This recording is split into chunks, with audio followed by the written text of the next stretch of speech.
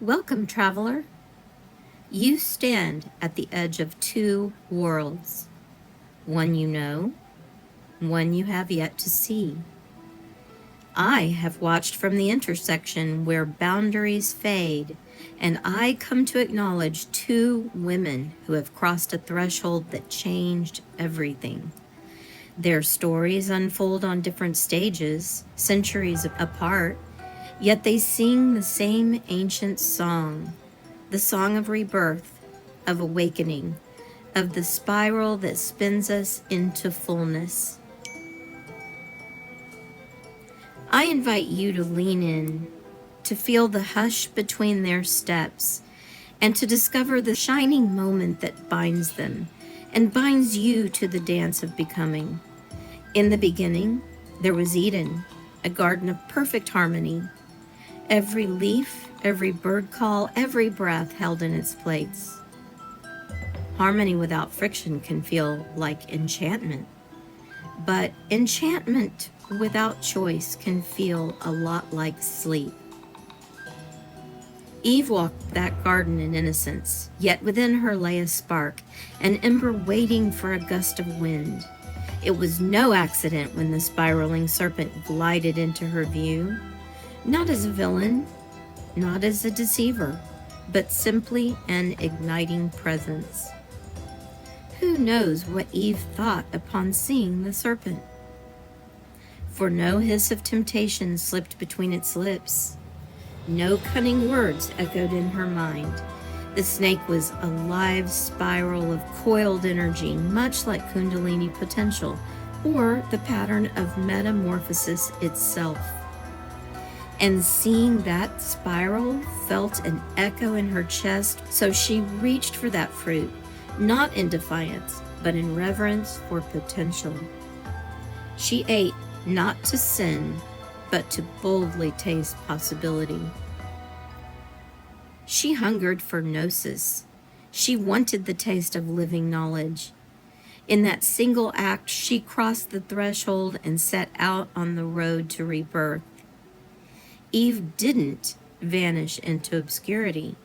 She transformed as an instrument of that gnosis, of knowing. She carried that knowledge forward, not in a stagnant paradise, but in the wild terrain of conscious choice, pregnant with possibility. Meanwhile, on the open plains of Kansas, another young girl lived in predictable calm. In the predictable rhythm of chores, the churning of the windmill, the comfort of knowing where the fence ended and the sky began. But then came the tornado. Like a giant twisting serpent created by nature's unseen hands, it did not speak or beckon. It was a disturbance in yet another matrix, a wild coil of live energy full of its own metamorphic potential. Dorothy awoke, not on familiar soil, but in a land drenched in technicolor wonder. She stepped across her own threshold, much like Eve, her feet aligning with the sense of rebirth. She did not know the rules here. She could only surrender to the full potential of what was to be. Yet in her surrender, as in Eve's, came awakening.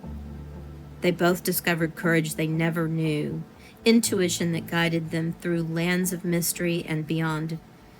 Both became, in their own right, reborn, travelers between worlds, sowing the seeds of renewal.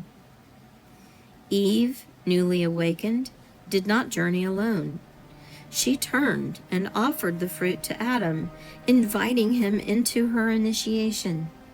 Together, they stepped into the tapestry of human existence: choice, responsibility, love, loss, and the endless spiral of growth. Dorothy, too, invited companions along her path. She invited them in. Together, they stepped on to the road of co-creating participation, guided by the wisdom, love, and courage that were never lost, only forgotten. Thus, both women became beacons, their hearts opened. What connects these two? It is the spiral, the shape of evolution, of awakening, of the soul's ascent, a circle expanding, revealing new layers at every turn. Each loop deepens the call to own your story, to embrace paradox, to awaken the individuated self within the vast whole. In stepping beyond Eden and beyond Kansas, Eve and Dorothy enacted the universal right, the right of individuation. They chose becoming. And so should you gather the threads of your own life, the moments you dare to ask. Feel the winds that carry you off balance and the presence that shows you there is more. You just have to find it yourself, gathering threads in your own life. I realize there's something about the smallest things, how a single mark can hold a world of meaning. For instance, a simple dot, barely more than a breath, is sometimes placed between the brows. In many of the Eastern traditions, it's called a bindi, but it is more than a decoration. It's a symbol of awareness, a reminder of the space within us that sees without eyes, the space that knows. They say it rests where the third eye lives, a place of inner vision, deep intuition, and a quiet connection to something greater, something beneath all the noise. Some call it source, or spirit, or simply truth. When I feel that space, when I drop beneath the surface of thought, I call that flow. It's the feeling of being completely present, not grasping, not striving, just attuned, receptive, alive. In flow, I return to something quieter, more essential, a self that isn't inflated or separate, but aware of its place in the whole. That's the lowercase I, not less than, just part of, not self-important, but self-aware, individuated yet deeply connected, inclusive of something bigger, and in that space there's no forcing, no fear, just trust, just letting go. All of this leads to a simple symbol, the dot at the top of the lowercase I. A tiny orb, yet it completes the letter, a symbol of initiation, of integration, of spark made visible. The dot of the third eye where intuition blossoms, the dot of flow where the self relaxes into the current of being, the dot of invitation where we call forth others into the circle of awakening, the dot of the flame where the fire of spirit burns into the darkness. To dot the I is to pause at the peak of the spiral, to place your marker and declare, I remember, I embody, and I share. Eve's dot was her first breath of conscious choice. Dorothy's dot was her first step into conscious awareness. Your dot is the moment you decide to become, to shine your spark into the world's unfolding tapestry. Now I turn to you.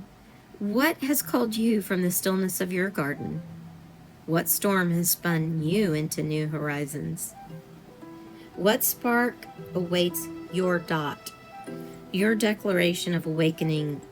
In my upcoming series, Dot the I, we will walk together through the stories of seekers and sages, artists and scientists, dreamers and doers, all sharing how they marked their moment of becoming. We will learn practices to open our third eye, rituals to enter flow, questions that invite deeper knowing and connection, and we will remember, as Eve did, that true home is not a place, but a state of awakened being. As Dorothy knew, that magic is not found on a distant road, but within our own feet. So tell me, traveler, how will you dot the I? What single spark will complete your flame and light the ways for others? The spiral hums, the threshold glows, and your story begins now.